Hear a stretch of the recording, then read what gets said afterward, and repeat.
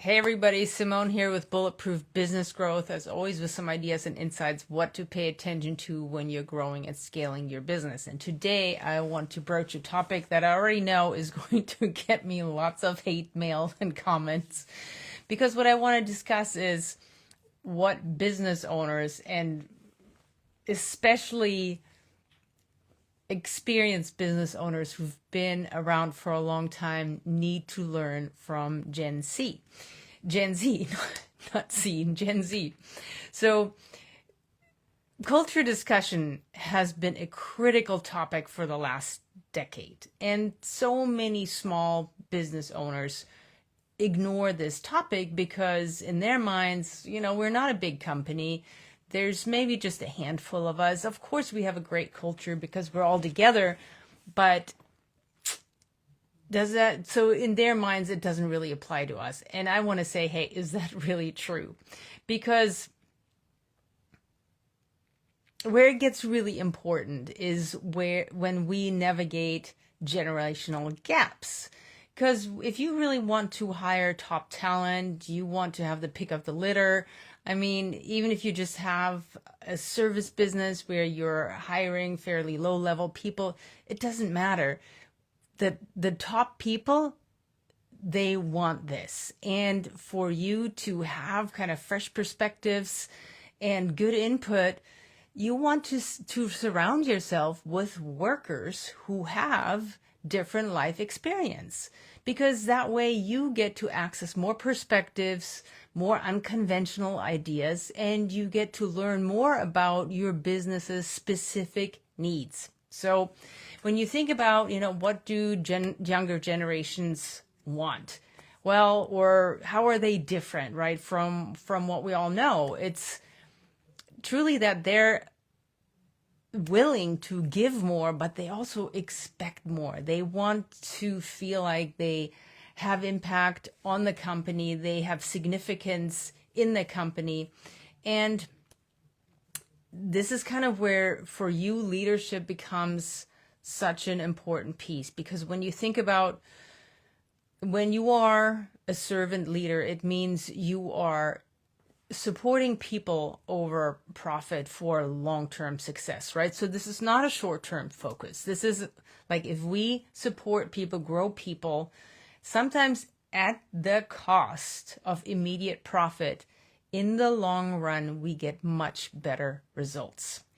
And I was just actually talking to a client of ours earlier where I was strongly recommending that we implement a certain meeting cadence for the team, for the entire team. And he was choking on this because in his mind, he was calculating how much it would cost him to do this. And I had to catch him and go, look, I understand.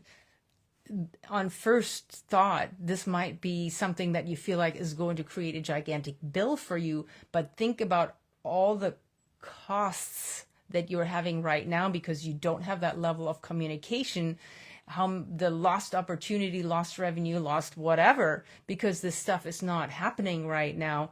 So that upfront cost is going to be minuscule to the long-term benefit. But a lot of times it's when you're the business owner and cash is tight and you're trying to be as lean as possible, making that translation, connecting those dots is challenging. So this is really where shifting into this culture of leadership, it's very, very good for you because you get to empower people and really shift away from kind of the old school idea of telling people what to do. Because look, nobody really likes being told what to do. If you've been following me for a while, you know what I'm going to say, because when you tell people what to do and you tell them in great detail what to do, it might come from the best intentions because you want to make sure everybody knows exactly what to do. But that also means it's uninspiring, it's boring, people turn their brains off. And that means everything keeps being all on you because you are the common denominator for every action, every decision, every intention, everything that you do. So here's the other part. Younger generations don't go for fear-based and control-driven situations because that's not what they want. So for them, that just means if you show up like that, you'll just find backpedaling, you'll find disengagement, and people will quit because nobody wants this anymore. So they don't want bossing around. They want to feel like they're empowered, they're inspired, and they're supported so that they can grow. They want to follow a model that they can emulate. They want to have a mentor that they respect and that they feel like is looking out for everybody's best interests, including their own, then of course the companies as well. So when you want that kind of culture where what it drives is really engagement, innovation, performance, but it needs a visionary leader who focuses on serving people. So I know for a lot of you, this kind of brings up the red flag or that voice in the back of your head that goes, what does that mean? Am I supposed to accept excuses and be really soft and just kind of, not really drive performance? That's not at all what we're talking about. So to get to this place of servant leadership, of a servant culture, really, I want to talk about that specifically. That brings the generations together and everybody gets to actually learn and benefit from each other. There are 6 key behaviors we need to implement and practice consistently. So first one is authenticity, being really truthful, where you create a culture that's kind of a give and receive culture where, great leaders are real people with integrity, with vulnerability, with accountability, and they speak their truth while staying open to feedback. So what that means a lot of times is it's not about just condoning whatever behavior. It's not about just allowing people to behave however they want. It's not about accepting what you just get given. It's about setting a standard where it's a true give and receive, where everybody comes from the perspective of true leadership. So this give and receive culture has to come from the mind and from the heart. So a lot of times what that starts with is asking questions versus telling, right? That's like number one. It's being a good listener and then really considering what the input is and then mentoring from that perspective and implementing from that perspective. Also really, while the term authenticity and the concept of authenticity is not necessarily part of the business world, in my opinion, what really helps an organization become supercharged is when we have a lot of transparency and openness, because that fosters good relationships and loyalty. So when you as a leader are able to give feedback and also receive feedback and you're vulnerable like that, it creates real trust. And as an example, one of our higher level mastermind clients, great guy who went through our program, made a ton of changes and really updated his leadership frame. One of the things we recommended at some point he do is seek feedback from his executives. And he already had a multiple 8-figure company, 70-something employees, true executives on board. And we asked him to send out a feedback request where he asked 2 questions. One was, hey, what do you need from me so I can get out of your way? And how can I truly support you in stepping more forward? And it wasn't just him we asked to do this. We asked the entire group to do this. But this one person truly leaned in and did it and truly went for the answers. And the answers he got, he actually implemented, and his entire leadership team changed dramatically, because not only did his executives feel like they were truly valued and they could really make a difference, but they also felt like the feedback they gave was really implemented and made a big difference going forward. So this piece, true authenticity, goes a long way. The second one is, of course, growth mindset. It has to be part of the culture where everybody is always learning, including the leaders. This is not just something that's top down. Everybody is always in a learning frame of mind. Because what the truth is, everybody has got to teach something and everybody has got to learn something. So just like the last point, a big step forward is to ask better questions and then to truly listen and be present and then implement a feedback loop. So you ask the questions, you listen, you take the answers, you implement, you make some changes and ask for feedback again. So you keep doing that until you get to much better results. Of course, what that takes is to really leave your ego at the door. And also the other part, like when you're willing to do this as a leader, it's also teaching the other leaders in your organizations, anybody who has any influence over anybody else, to do the same thing. That's especially important for new managers who are just stepping into the role so they can build credibility and relationships, for deep experts so that they can stay open and that others are actually willing to learn from them because there's this openness.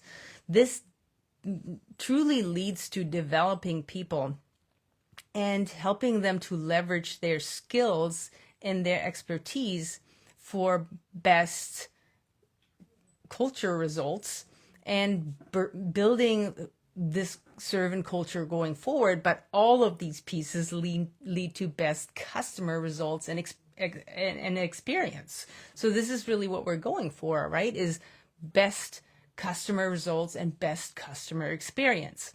So everybody moves forward and starts living in their sweet spot and getting better and better. So this is how we dial people in, how we bring them forward, how we make sure that they're just doing the things that they're best at and that they love doing. And customer experience, products experience, all of that gets better and better and better, and it builds the servant culture.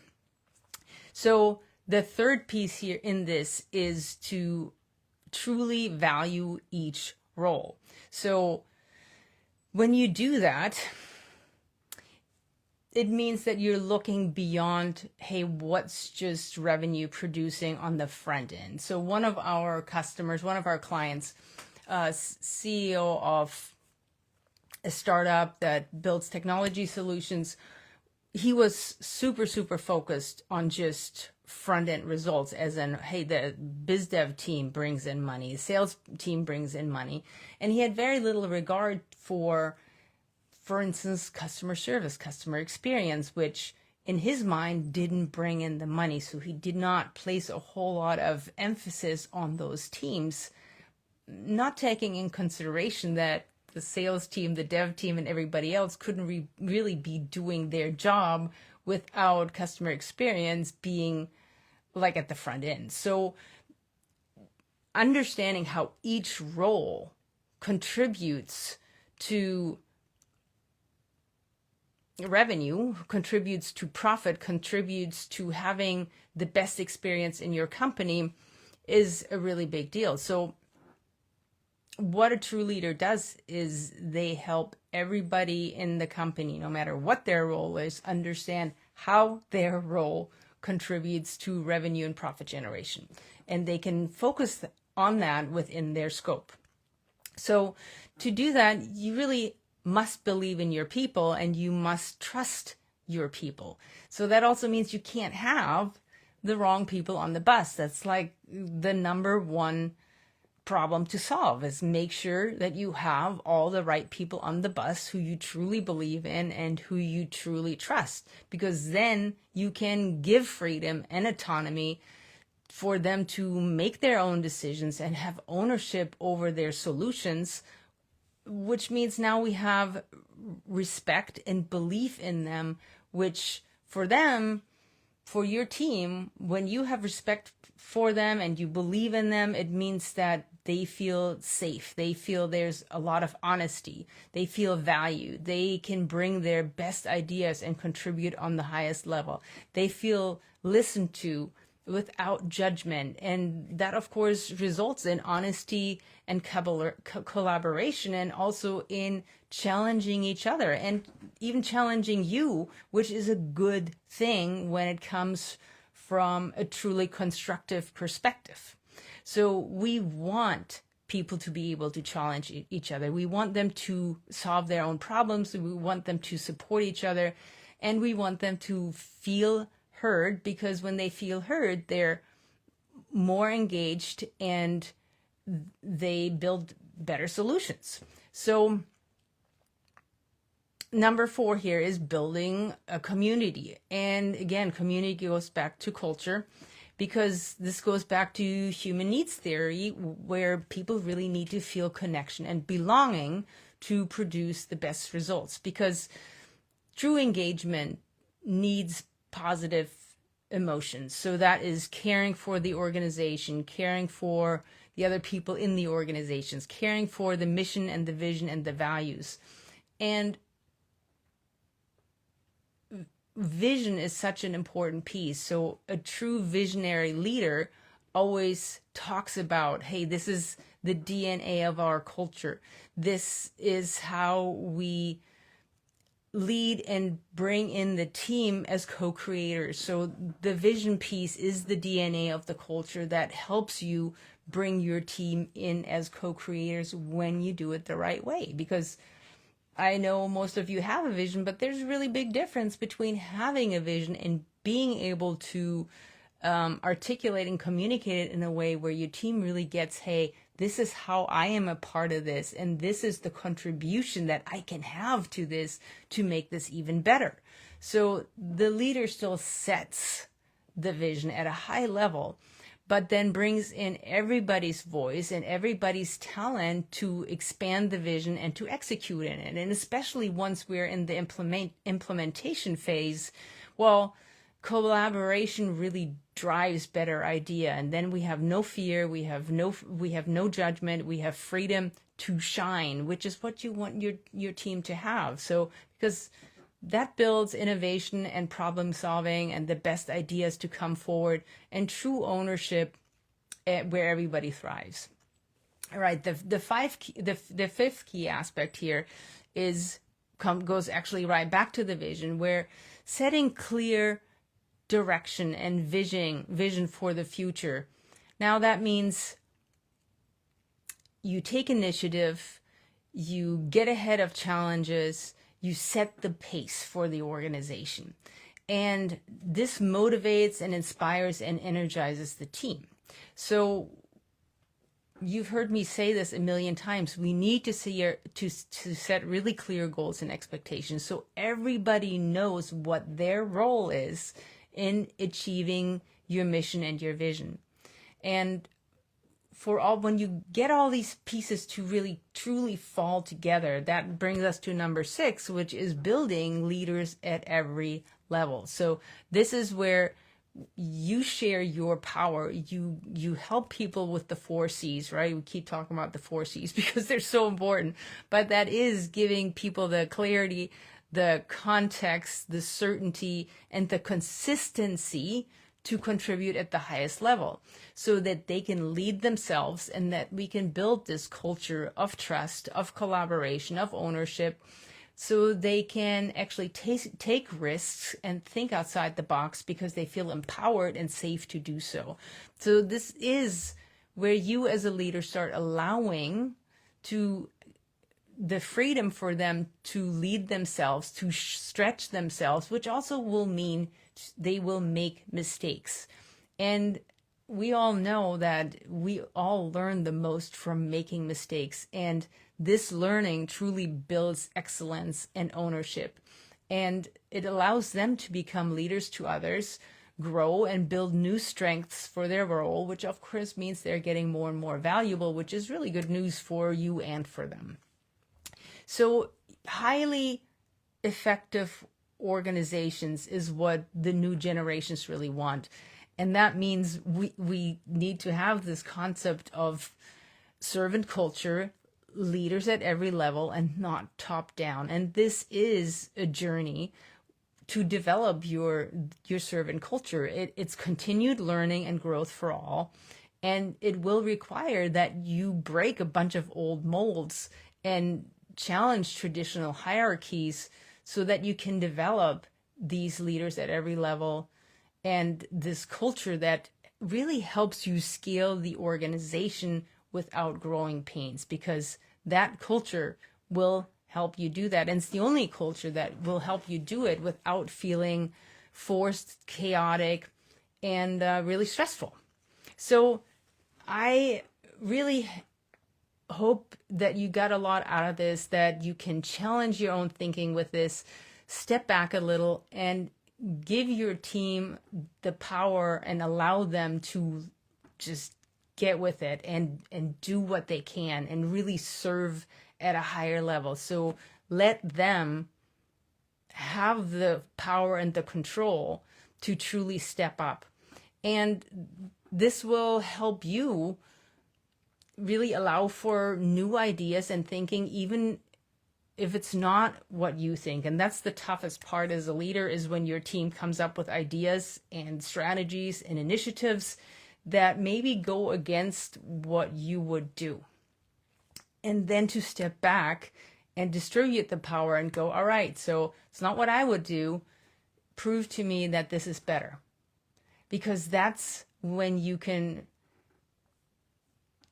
really help somebody grow and really help somebody learn, and they can contribute to your organization at a much, much higher level. So this takes kind of exiting your own ego, testing and comparing, and then being willing to share the results openly. So where you have to be willing to step up and go, all right, so we tested this. This was what I wanted to do. This is what the team wanted to do. And this is what happened, no matter which way it goes. So this is the biggest shot of learning that everybody on a team has. So I hope this really helped you to open a new door in your thinking and step into that. If you want to learn more, we have a great new training out there. I'll put the link in the chat below, in the comments below. Watch that training and let us know if you need more help with this. We're always here for you. So have a great week, and I will see you next